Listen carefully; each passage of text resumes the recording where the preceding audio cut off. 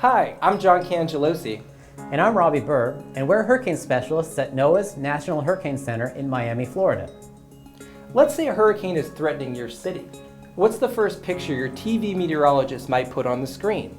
It's probably a hurricane cone showing where the storm may go. Some people affectionately call it the cone of concern, or even the cone of death. But all kidding aside, the National Hurricane Center creates a cone to communicate the possibilities of where the storm may go. And even though this graphic is very popular, we've also found that it is often misunderstood and used in ways that it was never meant for. So let's take a look at the forecast cone and what it is intended to convey. Here is an example of the NHC forecast cone. The cone represents the probable track of just the center of the storm. Let's repeat that, just the center.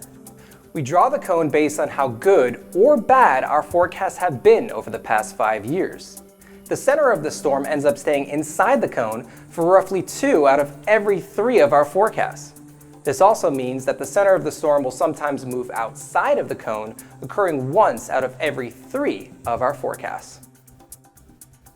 With the knowledge of how it's designed, let's take a look at the do's and don'ts when using the NHC forecast cone.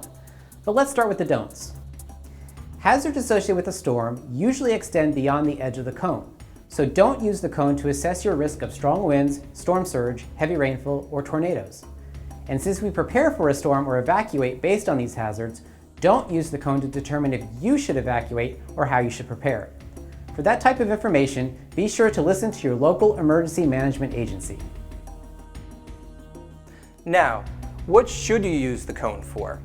I use the cone to get a rough idea of where the center of the tropical cyclone is likely to go.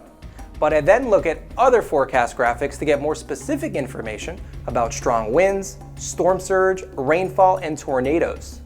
You can look at the forecast cone to see how big the storm is at the moment and where coastal wind watches and warnings are currently in effect.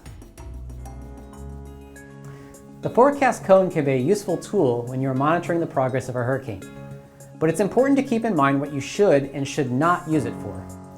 Probably the most important point is that a hurricane is not a point. Impacts from the storm often occur well outside of the cone, and it's a good idea to consult other forecast graphics when preparing before a storm. These graphics can be accessed by clicking on the appropriate thumbnail within the storm window box on the front page of the National Hurricane Center website. We hope that the next time you see the National Hurricane Center forecast cone, you have a better understanding of what it truly means. For the latest information on tropical weather, please visit hurricanes.gov. And you can also follow us on the social media platforms listed here. Thanks for watching. Remember, it only takes one, so be safe by being prepared for hurricane season.